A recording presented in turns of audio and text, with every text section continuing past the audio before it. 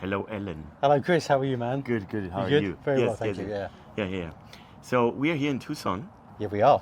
and it's always great. What is the time that the your number of visiting Tucson? I The first came to number- Tucson in 2003, so this is my 23rd or 24th time in Oh, yeah, Tucson. incredible. yeah. I would say the same for me. I'm Right. here since ever. Yeah. So the question is, and what we want to let our people know this time is, as we are here in Tucson so long, what happened to Tucson? What's going on in Tucson? And what's the history of Tucson? So what do you have in mind? If I would ask you, remember 2003, where have you been there? How did you meet the dealers, the people, the clients? Okay, yeah. Well, in 2003, remember, I've been at the Natural History Museum in London for Right. many years, and I managed to convince them to come to Tucson to buy minerals for the collection. Now, those minerals for the collection will be research materials, some display material if you can, but mainly to fit the museum systematic building of a systematic collection. Now, I'd heard Tucson's a great place to come, so I came here in 2003, didn't know anybody, latched onto a few British dealers who knew, like Ian Bruce, who was here. Right. And then I just walked the show on my own and look around. And it was, I tell you what, when I look at the changes, they've been massive changes since that time. I remember there was the in-suites, which was the hub for everything from really nice minerals to geode spheres, rubble, just wasn't, then. Right. Fragments of really rare minerals, and things like that.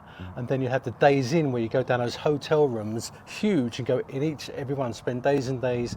And it was really potluck, because there's no real place to go, but it's a place of trying to find the material that you might want to buy for your collection. Yeah. So do you mean that not only by showing the materials to the people out of their hotel rooms, have there been so many collectors as nowadays, or is it not the collectors? Is it the museums? Yeah, no, or? it was much more focused, I think, on museums and systematic collectors. Mm-hmm. But I think there's two things. The two things are, as you come to Tucson, you get to know more and more people. They introduce you to other people, and then you're see more and more things from different parts of the mineral community and the mineralogy, and of course fossils, meteorites themselves. Right. So they also had the fossils and the meteorites with the Yeah, in-suites and sometimes executive. split I mean, this between- was quite mixed up, right? Yeah, we used to call it like a mishmash of stuff, but you want to search for the stuff that you really wanted. Now for us it was like new species. It was better specimens that we had already in the collection, or new localities, yeah. But what I've seen as we progress through that time, there's been a slight shift now, because I think the one thing, the monetary value of minerals hugely increased over the last 25 years, yeah. Yes. The mines were producing specimens as byproducts rather than the commodity. Like we're mining lead ore, and there might be a few nice lead crystals like anthracite, phosgenites there. But as the minerals went up, they opened the mines for specimens themselves. So you saw a great flood of like tourmalines, pegmatite minerals, things like this. When really they used to mine for like aluminium, cesium, and things like this, and beryllium. So would you say that, okay, when people are starting to mining specifically for mineral specimen, because the days when we had been here our first times in 2003 or around 2000, Yeah. is that there was industrial mining. I mean, there was Of course. critical earth mining, etc. Yeah. And they found the mineral species with it, right? That's right. So how was it possible that there was a shift to a special mineral mining ideas? Doesn't it have to do with money?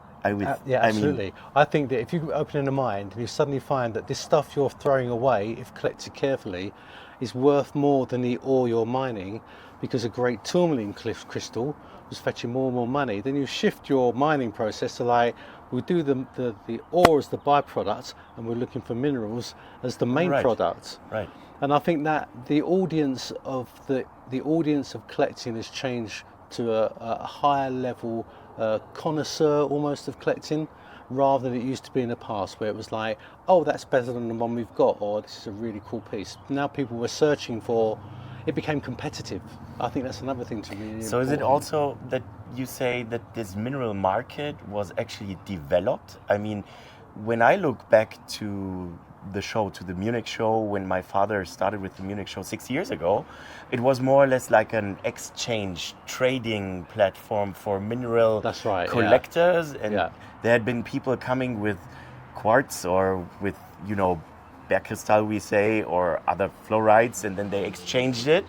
Yeah. But there was not that money involved into this market. So, as you say, being here in the early 2000 years, we had these hotel rooms here, and I would say the best mineral specimen, and putting them on display from these old-timers, old-time exhibitors, they had been also showing this material in this small, ugly, dark hotel rooms. That's right. And so they created this market which can afford this specific mining now.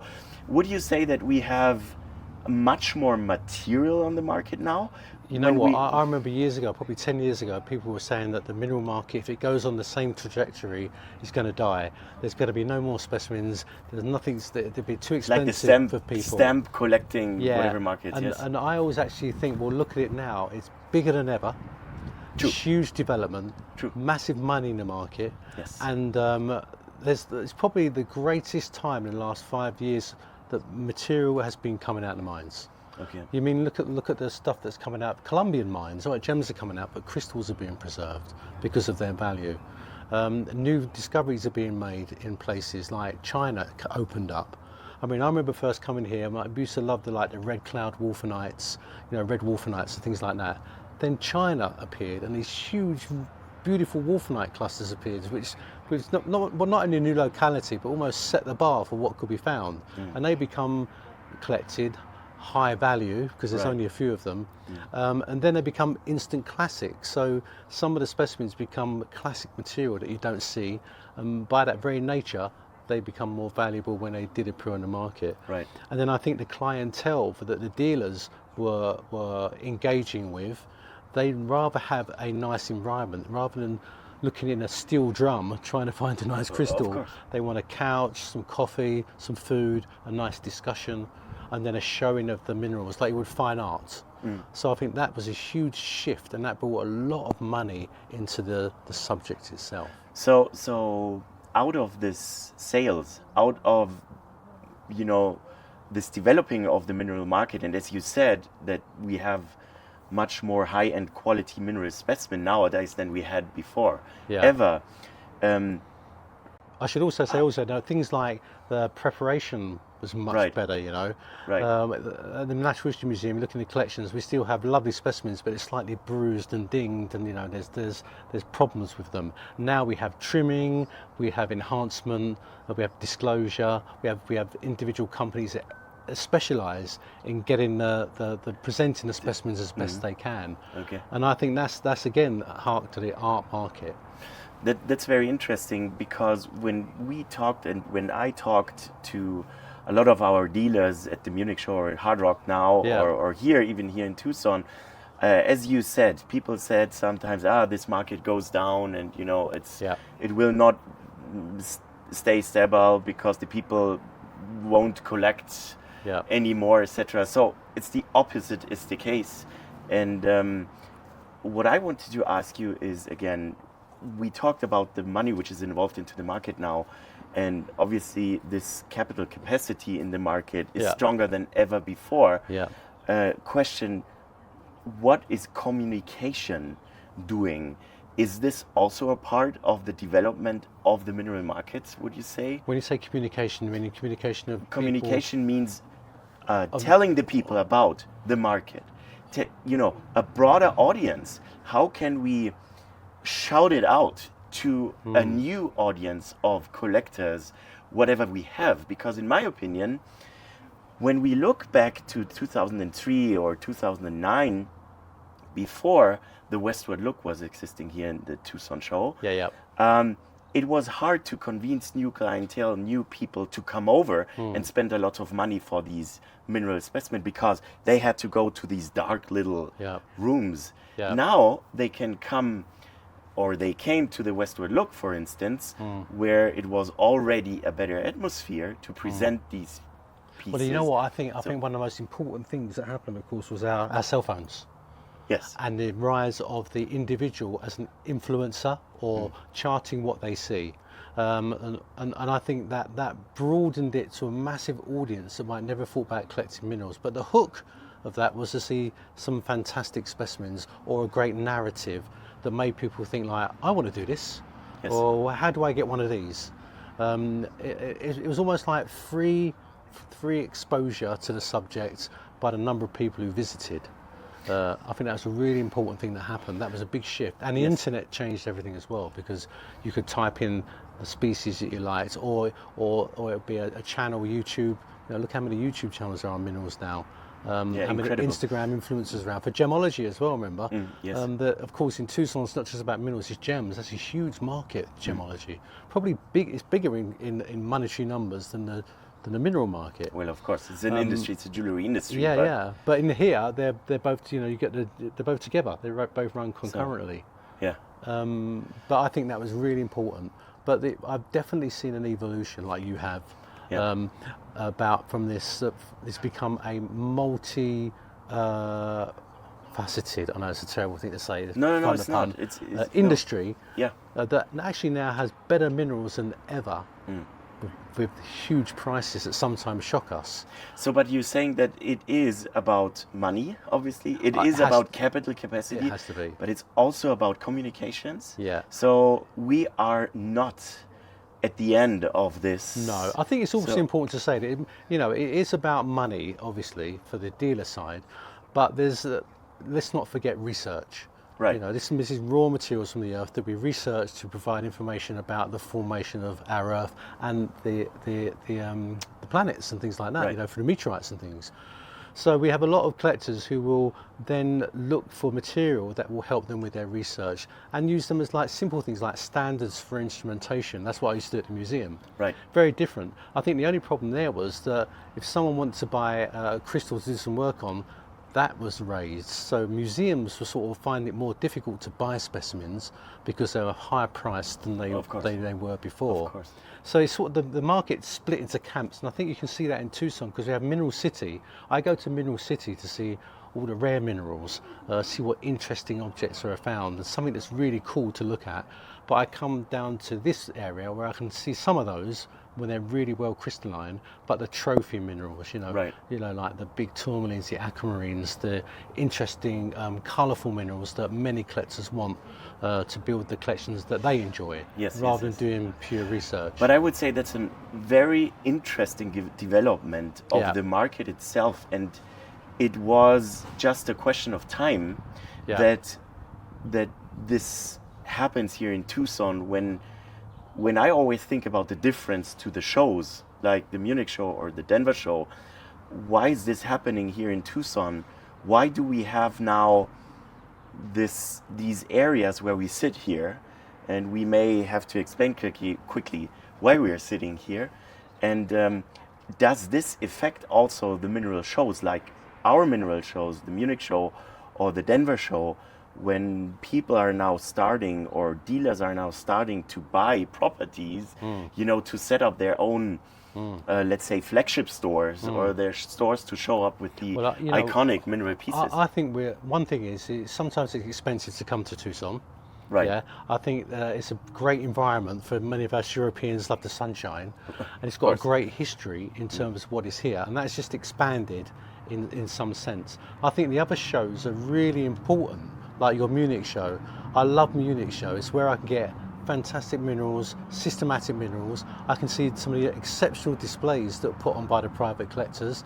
And of course, you've got some fantastic things like the alpine mineralogy. I love alpine minerals. Right. And I know that I can see alpine minerals here, but only at Munich can I see the great stuff and actually talk to the stralers or the mountain guides who collect the material in one place. Yes. In Munich. And it's very cool. Your Hard Rock Summit is great because you've got a 4-star hotel, where I can stay at night. I can have breakfast with collectors, dealers, friends. Then I can walk straight across and do the same as Munich. I see fantastic material. There's a real crossover and of fossils as well, and meteorites, all in one place in Denver. And I think it's a different time of year. So it's in the fall, and this is in the spring. Right. And Munich is in Europe in the fall. So it's But really I would cool. Thank you very much, Al. But from a market point of view and functionality itself, do I need to be afraid that maybe, with the Young Hard Rock Summit we are creating, that the mineral dealers start to buy property also around Denver and, setting up their own flagship stores, setting up their own selling points? Or is there a difference to Tucson? No, it's a difference. I think there always needs to be a hub, and there needs to be a market. All I can say is, who knows? I mean, we would never have known that this might happen. I mean, we are now in a new development where we've got 9 or 10 houses that each dealer has leased as a place to come and see their collection. Right. And it's on the main strip, and you can see that the old in-suites is just across the road. This is the in-suites has become, this is the high end, and Mineral City as the sort of systematic end. Yeah. But now we're getting much more development from outside of the USA, from other countries who are buying real estate to put in houses and to put in places that are focuses for collectors to come and buy. I could actually see Denver becoming similar to this. It just depends if you have the audience and of course the marketing to go there. I love Denver. I think it's fantastic, and I think that's a challenge for you guys in building shows. So I'm pretty much optimistic that we do not face the problem that people would also invest into private equity either in Europe, in Munich, or in Denver, because I make sure that the presentation platform they are in there are certain kind of quality standards where they can really show off the high-end materials there together with the sourcing materials. So it's probably not necessary for them to invest into private property like they did here in I suppose Tucson. for you though, like you have to meet a lot of costs to deliver a show. Sure. Yeah. Here it's the dealers. Each of these houses is almost its own show in a complex. They have to meet the costs for their engagement. Yes. Yeah. Okay. Nice, El. So thank you very much for. I'll just say one thing. Yes. I think the mineral market will expand more than you can think in the next 5 to 10 years. Yes, I think so too. I agree. There's going to be amazing collectors, amazing materials. There's going to be very high net worth people who might now start collecting because our subject is getting out there. Right, I agree. So it's going to be amazing. I agree. So thank you very much, Al, Thank you, for mate. this little, Always back, good to meet back each other for you. again. Yeah. And I'm happy to see what's coming. And let's work together and make it a great, new next 10, 15 years. See you in 20 years here. Yeah? Oh, yes. Let's do it. See how it's gone. Thank you.